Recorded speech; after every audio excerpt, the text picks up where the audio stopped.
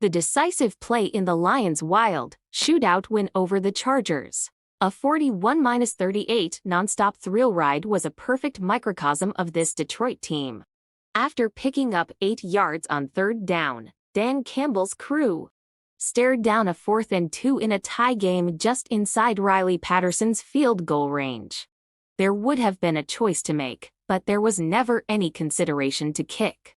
Campbell unflinchingly left his offense on the field. Jared Goff hit Sam Laporta with a dart for 6 yards that picked up a first down, moved the Lions into a much more manageable field goal range, and most importantly, also allowed them to bleed the rest of the time remaining off the clock before kicking a walk-off field goal.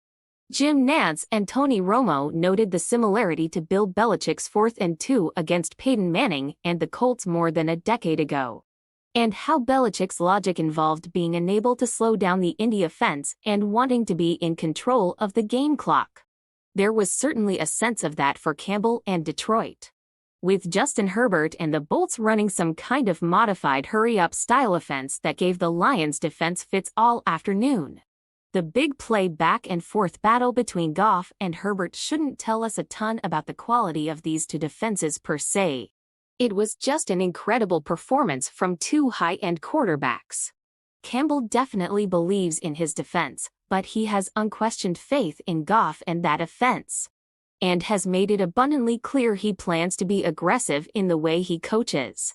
He has lived up to his word on that one, and it was especially true on Sunday in Los Angeles, with Campbell going for it a whopping 5 times on 4th down. Brandon Staley didn't back away from aggression either. The Chargers went for it 3 times. The two teams combined to convert 7 of those 8 4th down attempts. The only 4th down they didn't get was the Lions going on 4th and goal at the 1-yard line.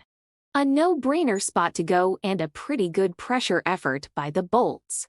This was the Chargers' 100th one-score game in the last 10 years, as noted by Nantz on CBS. I'm not sure what their record is in those, but I'd wager a healthy amount it's pretty ugly. The loss, another one at home in front of tons of visiting fans, drops them to 4-5 and puts them in a precarious position when it comes to the postseason. Detroit is in a polar opposite situation, moving to 7-2 and making a claim to be a legitimate Super Bowl contender. I got a lot of pushback when I penciled them for a trip to Las Vegas during our mid-season reboot of our picks, because the idea of the Lions winning a championship is, well, pretty crazy. But if you put Detroit in a different uniform, I don't think people would flinch at the notion. Goff's been to a Super Bowl before and has a legitimate pedigree. The defense has played extremely well in spots, particularly against the run. The pass catchers are flying under the radar.